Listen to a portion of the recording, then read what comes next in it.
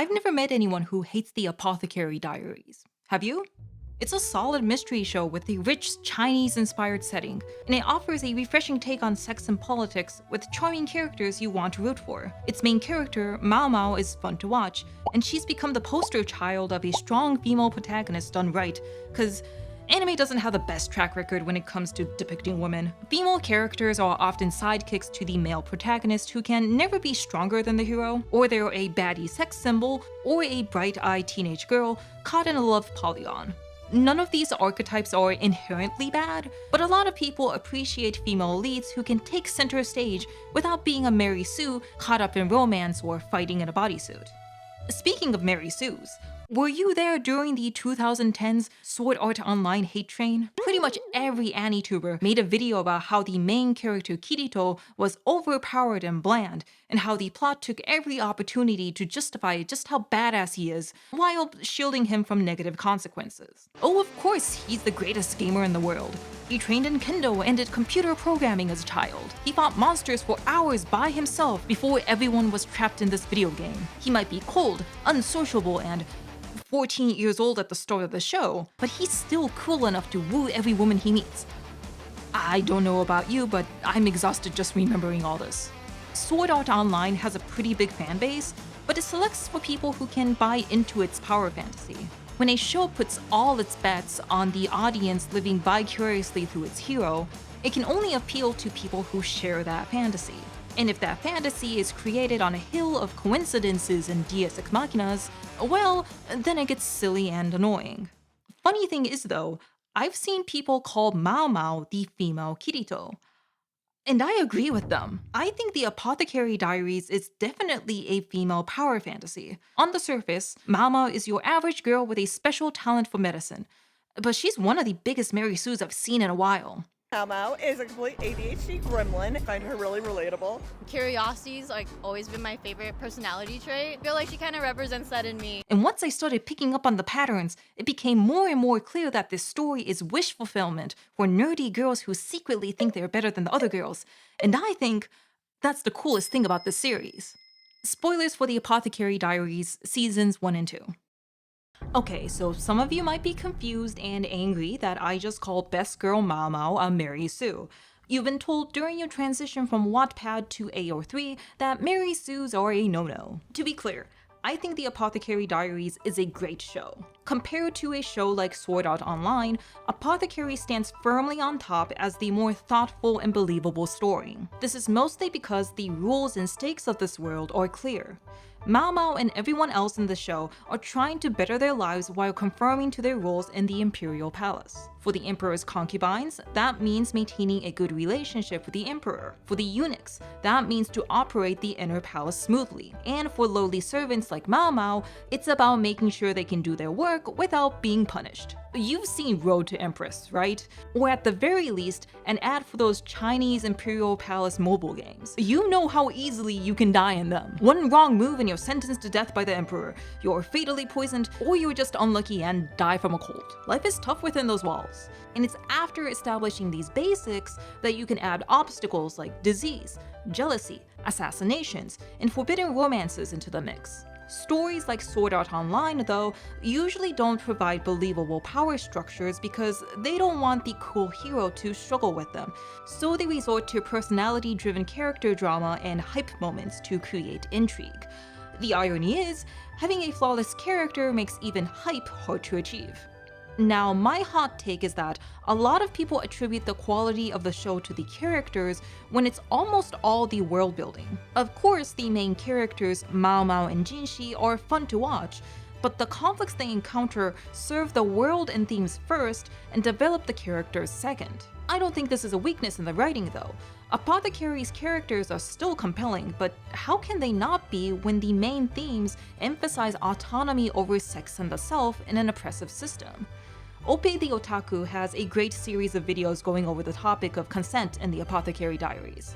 She breaks down how each character's relationship to the Emperor affects their freedom much better than I ever could. If you want a more character-focused analysis, she's got your back. What my mind keeps going back to though is how Apothecary's story revolves around its oppressive hierarchical power structure, since that's what all the characters have to confront, right?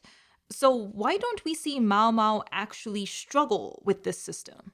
We're introduced to Maomao at the start of the series as this homely young woman, born and raised in a brothel, who works in medicine with her apothecary father. She is kidnapped and sold as an indentured servant to the imperial palace. She's just like every other poor, low-ranked servant, except she is incredibly knowledgeable about poisons, plants, and basic chemistry. So far, this setup is fine. Most heroes have some sort of exceptional trait that moves the plot forward and attracts companions. I kinda hate that Maomao sometimes gets Sherlock-level super deduction powers, but nah, I'm gonna look past that. What's weird is that usually, special powers are supposed to give the protagonist a chance to attain an otherwise unattainable goal. Maomao is supposed to be earning respect and a better life for herself despite being a low-ranked woman through her medical knowledge, right? If that's the case, why do we keep seeing her winning through her womanhood? See, Maomao isn't like the other girls. She's not into makeup, romance, and dancing. She's not here to befriend the other ladies in waiting. She just wants to do her job and play with poisons and medicines. She doesn't swoon over Jinshi's beautiful face. At first, she thinks he's creepy and wants him to quit bothering her. なんでそんなに私に構うんですか？私が行かなくったって。話していただいてもいいですか？ She's just like me for real. I'd also rather stay home and read a book than go to the mall with the girls. I also think I'm above going crazy over boy bands. The Stardust Crusaders are an exception. Man, it's so cool that Maomao can keep her calm even when the other women bully her. She doesn't stoop down to their level. When she does slap a woman, it's for a good reason. They were so stupid and stubborn that they were poisoning the consort. Wow, she's so calculated and efficient. Having a good head on her shoulders doesn't mean she's ugly though. In fact, Maomao's so beautiful that she has to paint freckles on herself, or else she could be assaulted by nasty men. But when she reluctantly puts on makeup and a dress for the inner palace celebration, she gets approached by all kinds of men. And since she grew up in the red light district, of course she knows how to dance. Okay, I'm gonna stop with the mocking now. I think you get the point. On the surface, Maomao is an average girl from the red light district with an exceptional talent for all things medicine, and she uses her knowledge to solve mysteries and help the concubines in novel ways. That's totally fine. What turns her into a Mary Sue is all the ways she conveniently dodges the obstacles that her wit alone can't overcome. She's secretly pretty. She's mature enough that she isn't bothered when the other female servants corner her. She actually can excel at all the girly things she has no interest in. When I take note of all these things, I start to feel a little gaslit when I see her in her frumpy outfit. Oh, she's actually not a commoner, but a part of the reowned Law clan too? Of course she is. And can I take a moment to talk about Maomao's sexuality? So a lot of this series is about concubines gaining positions of power through their womanhood, which of course includes sex. Apothecary Diaries is refreshing because it doesn't treat sex as taboo, and thus can discuss it in depth. Through the concubines and the courtesans at the brothel, we see sex as a legitimate means of gaining privilege. This doesn't mean that they have perfect lives though. Sexual purity is still valued, and romantic attachment and political motives intertwine to create conflict. What feels a little unfair about Maomao is that she occupies this liminal state where she is a virgin, but also desensitized and knowledgeable about sex, to the point where she can teach the emperor's concubines techniques that even they don't know. The plot is very good at explaining this. Maomao herself says that her chastity was protected by Granny, the old woman who runs the brothel, implying that it was kept so that when she goes on the market, she can be sold at a higher price. But as dark as this is, Maomao remains calm and pragmatic. She doesn't seem sad about this, and instead acts like it's an inevitable part of her life that she just has to accept. Which makes her connection to the Law clan even more annoying because she actually does have the power to escape this fate and isn't she lucky that the man who falls in love with her and eventually buys her as a servant is Jinshi. Don't think I forgot about Mr. Dreamboat. He is a beautiful, androgynous man who fancies the heroine not for her beauty, but her wit and personality. He sees her as the brave, curious, caring girl she is. Just to let you know though, he does think she's beautiful too. But the best part is, he's a eunuch. which makes him a safe man. In a world like pseudo-ancient China, where women are at risk of real gender danger, male romantic interests have to demonstrate that they are worthy of the trust of the heroine in some way, that they are different from other men who assault women. So what's better than a handsome man with the scary bits taken away? But don't worry, because he's not actually a eunuch. He's the emperor's younger brother in disguise. Maomao will still get her prince on a white stallion. Look, I know I sound like I'm grilling Maomao right now, but I don't have a problem with this, seriously. Because when I describe the plot like this, doesn't it feel like a classical romance novel? I've seen people argue about how to categorize the Apothecary Diaries because it's technically a light novel series and its comic adaptations are in male-targeted shonen and seinen magazines. But I'm here just glaring at these people like, dude, it's obviously shoujo. In the early years of shoujo manga, stories were drawn by men and defaulted to lighthearted comedies, horror, and tragedies about weathering adversity. Often this adversity came in the form of a mother. One of these male authors was Akatsuka Fujio, who would later transition into gag comics and author comedy classics like Osomatsu-kun and Tensai Bakabon. As he writes in his guide to drawing manga, young girls like beautiful, sad tales. Here are a couple of old comics I found on the website mangabookshelf.com. A man finds a singer who looks just like his dead daughter and dedicates his life to supporting her path to stardom. But by the time she wins an award, he leaves her before she can thank him. An old man saves the life of a mermaid. Later, when the old man falls ill, the mermaid grows legs to tend to him, but misses her chance to return to the sea, and she disappears into the stars. Girls' magazines in the 50s wanted to teach young women the value of perseverance, kindness, and selflessness. And authors also thought that it was in a girl's nature to pity. Give them something to cry over and they'll be entertained. Luckily, by the 70s, women largely took over authorship of shoujo manga to fight this reductive attitude, and drew stories that were emotionally deeper, more complex, and actually appealed to them. It wasn't just teenage romance stories either. They drew adventure, sci-fi, fantasy, and, most important to our discussion today, historical drama. See, the women who drew manga in the 70s weren't just smart. They were nerds. They were bookworms who were into the Japanese Heian period, the French Revolution, and the Roman Empire.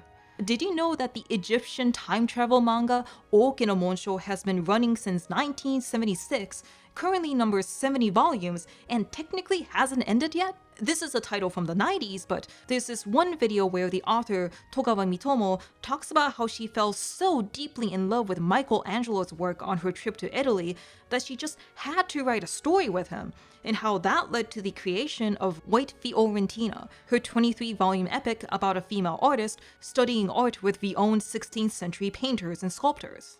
These kinds of stories let authors geek out about their favorite historical period and let readers, especially young girls, escape into foreign worlds with ornate fashion and unique customs. And built into those historical periods are cultures and power structures that form the basis for compelling romance and human drama. Some of these stories end in tragedy, but often these series are about using bravery, compassion, and the power of love against oppressive forces. You can't demonstrate how brave or strong a character is if you don't give them barriers to break. While the subgenre of Chinese-inspired fantasy is more of a trend starting in the 90s, it's pretty obvious that the Apothecary Diaries comes from this lineage. A quick shout out to Kitagawa Sho and his talks about shoujo manga history on Yamada Reiji's Young Sunday. 一条先生の漫画とか本当にわけわかんない。一条先生はどこだかわかんないね。読んでて学校がトラディショナルハイスクールって書いてあるから、アメリカなんだと思って読むとキャラクターの名前がロジェとかベルベットとか、お母様がマダムソフィア、フランスかよみたいな。As well as Okuno Harunobu and Murakami Takashi's, yes, the guy who does the flower art, podcast on the Apothecary Diaries. そのお母さんのあれは宦官がいいって言ってましたね。いや、それとしてこの宦官が巣からオスを抜いたただの美しい造形物なんですよ。でも実はそうじゃない。これもまたいい。そう言ってた。ついてないと思ったらついてないって言ってました。